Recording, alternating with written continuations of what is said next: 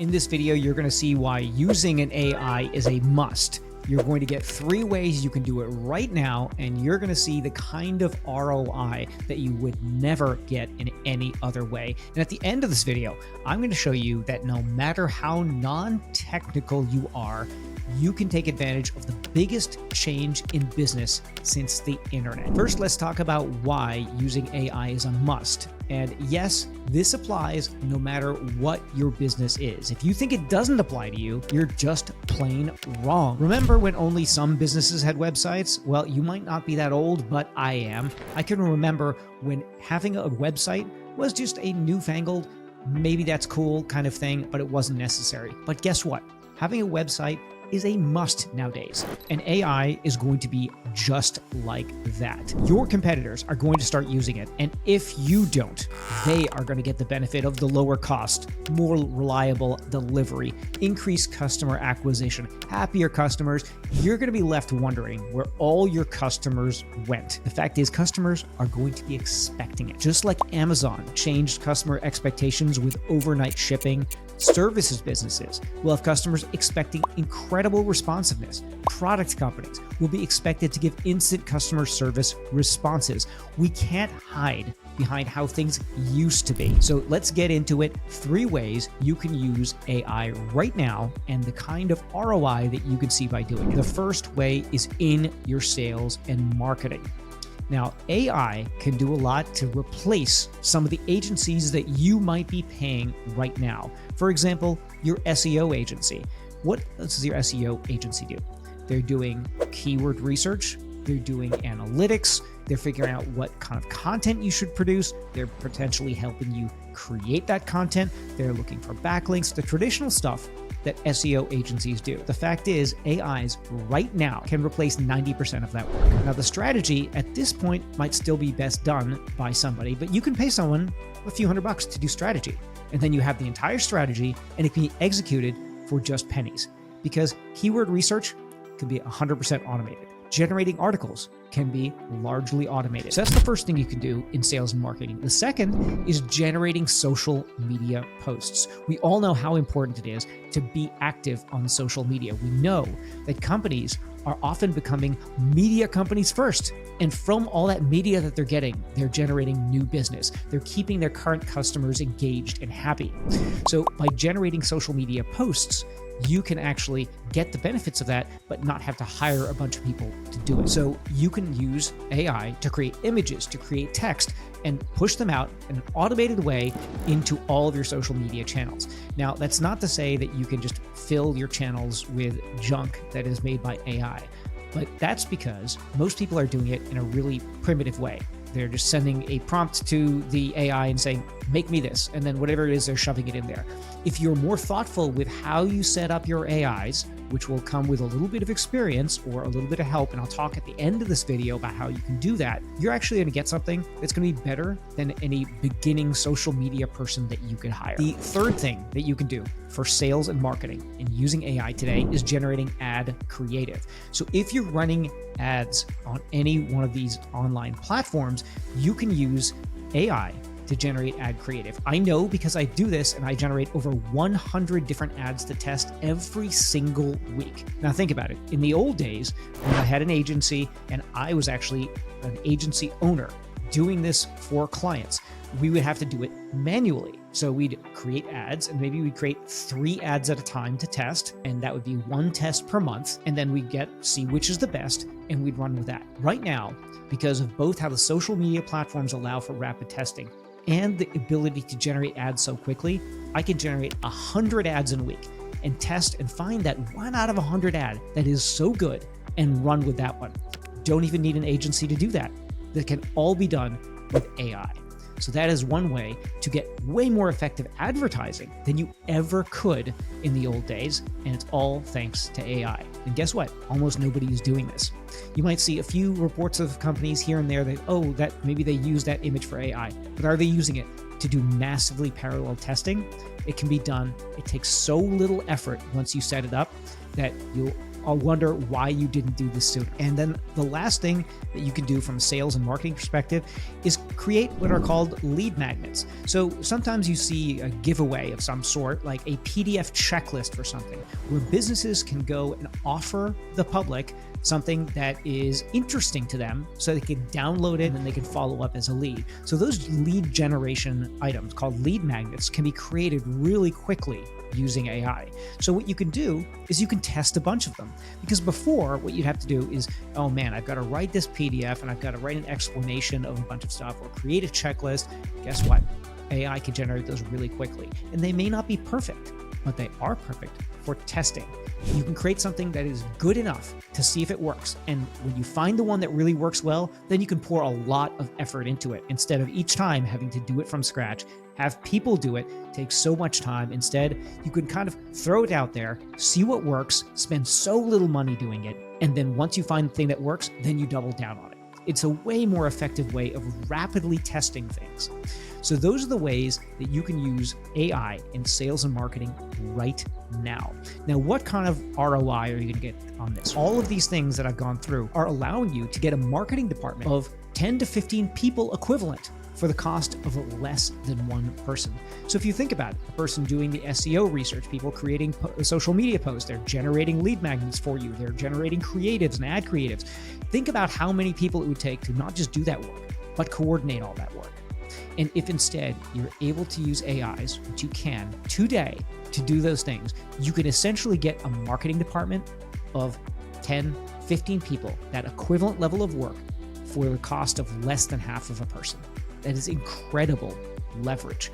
It just requires a little bit of attention on how do I do this. But think of that. If you've got maybe a couple of marketing people right now and a couple of agencies, and you think about, I've got maybe 6 people total working on this, and you can double that and pay less than you're paying today, that is an incredible ROI and completely possible. Now, the second area in which you can use AI today in order to get a huge return on investment is on hiring. So we all know that finding the right people can be a game changer for our businesses, but hiring takes a lot of effort, a lot of time. As a CEO of multiple businesses, I've always learned that finding the right people is almost a full-time job in and of itself, right? You're trying to manage the company. You also have to find great people. You have to manage those people, but hiring, you have to always be hiring in this constant hiring mode. And it really takes a huge amount of time. But think about this. If you could have a really, really big net and drag in a whole bunch of people and then screen them very carefully using AI, wouldn't that save you a ton of time? Because the traditional hiring model is put out a job posting, get a bunch of applications, take the best 3, interview those 3, pick one. Now, if you're doing that, how well is that working for you, really? No, you're probably letting through a lot of people who you probably wouldn't have hired if you had a more exhaustive screening process. Now you can do that, because one other thing that AIs are really good at is evaluating work product.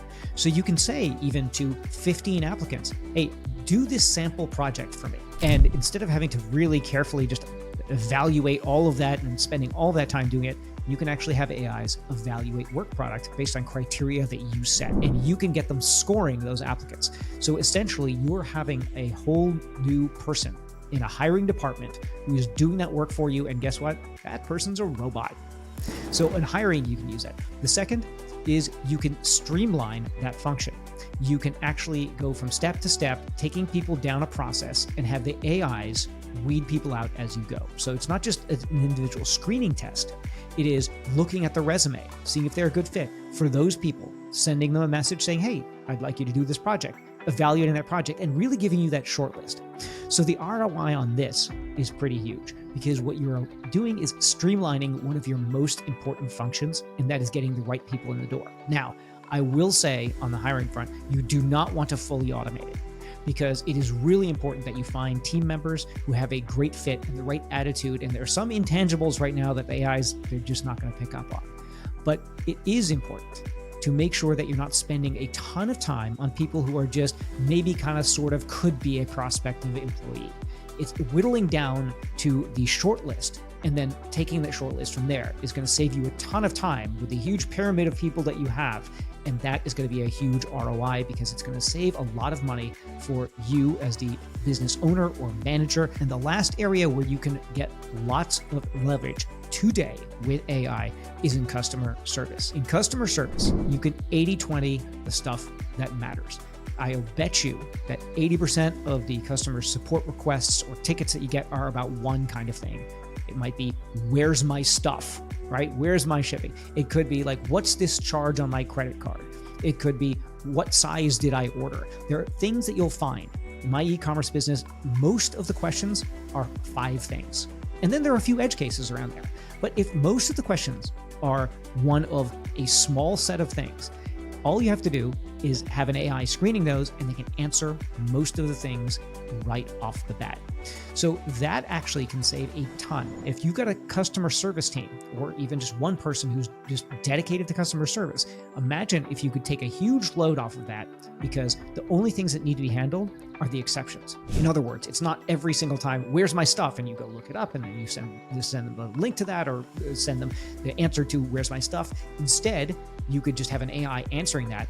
But if it's a real question that they need to have escalated, so something comes in via customer service, and it's actually a journalist looking to get a quote from your company on something, maybe you want to send that over to the marketing department or to you to handle that. You don't want to lose those things. So an AI can be really good at defining, this is routine and I will do this. This is not routine and I will escalate it to a human. So this is an area of massive, massive leverage where you can have people answering the things that they need to answer and everything else being handled by a machine. And the reason why it's such an area of big leverage is because usually customer service is one of those areas where it is super human intensive, and it scales directly with how many customers you have. But you can now finally disconnect from that more customers, more people needed equation. So that's the third area where you can have an incredible ROI, potentially the highest ROI of anything on this list. So how do you take advantage of AI, even if you're non-technical? Here's the process. Number one, you want to identify the areas to use AI. Where will you get the biggest ROI? Now, every company is different, and I've given you 3 areas in which you can investigate, which are kind of the lowest hanging fruit today. But where will you get the biggest ROI, and where will you have the greatest competitive advantage? Will it be that you're in an industry where the marketing is kind of mediocre, and maybe your marketing, it's also kind of mediocre?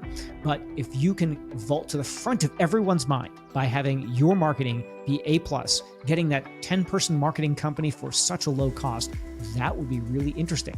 You could take over the market. In order to do that, you just are going to look at what is your competitive advantage. Now, if it's cost, then maybe you want to go to customer service. But if it is marketing and getting more customers and more revenue, maybe it's marketing. So the next thing to do is find the right resources. So you're going to want to hire either an AI expert or a platform for non-technical businesses.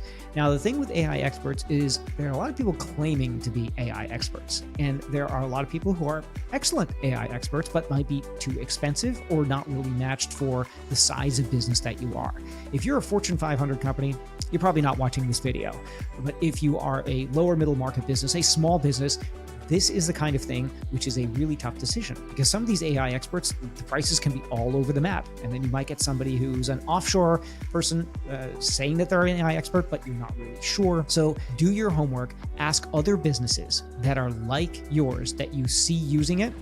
Who did you use? Do you have any recommendations? That's the first way to do it. The second is, as I mentioned, a platform for non-technical businesses. Can you find a company whose sole business is to help non-technical businesses implement AI? You don't need to be technical in either one of these cases.